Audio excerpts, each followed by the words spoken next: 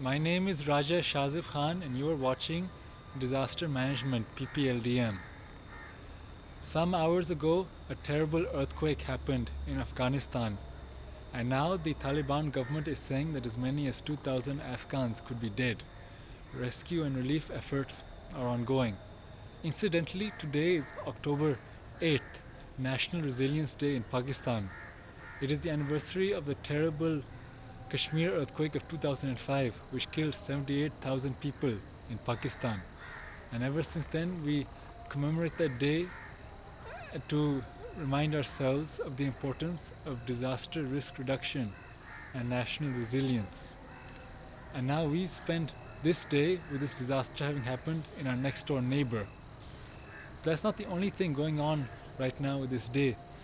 A few days ago, the Dutch researcher Frank Hoogerbeet of the Solar System Geometry Survey made a prediction that there would be a strong earthquake in the Chiman fault line within the next 48 hours or so, which could potentially affect Pakistan and even Afghanistan.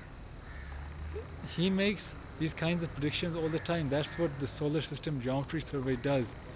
They base the earthquake predictions upon their analysis of astronomical phenomena like the movement of planets to the solar system and things like that. But Frank Hoogerbeet started to be taken seriously when he appeared to have successfully predicted the terrible earthquake that struck Turkey and Syria 8 months ago. Since then, every time he makes a prediction, some people notice. And as a result, when he made this prediction about Pakistan, about Balochistan a few days ago, many people in places like Quetta started to be worried that there could be an earthquake.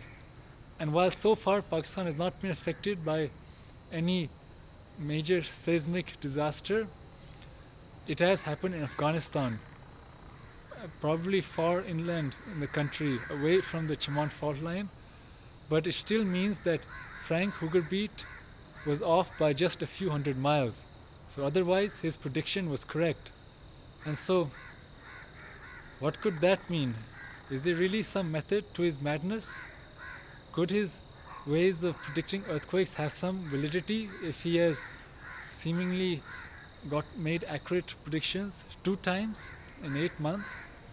Well, I'm not sure, but I think that the recent events tell us that we should at least take Frank Hoogerbeet's ideas seriously, and that it is a valid question whether they actually work. So we should look into them, how he makes his predictions and how accurate his predictions actually are. Of course, earthquakes are not predictable at all by current scientific standards, but if we have a guide like Frank Hoogerbeet has already been right 2 times, then maybe that could be of some use.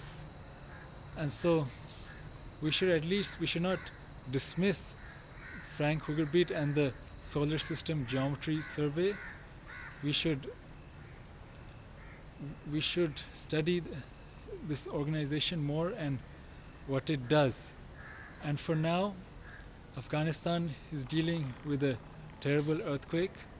Maybe if people had taken Frank Hoogerbeet more seriously, then Afghanistan would have been better prepared. But anyway, now the people of Afghanistan have yet another terrible catastrophe on top of everything else they have to deal with. And so we in Pakistan, we have to keep them in mind and we have to do what we can to help out.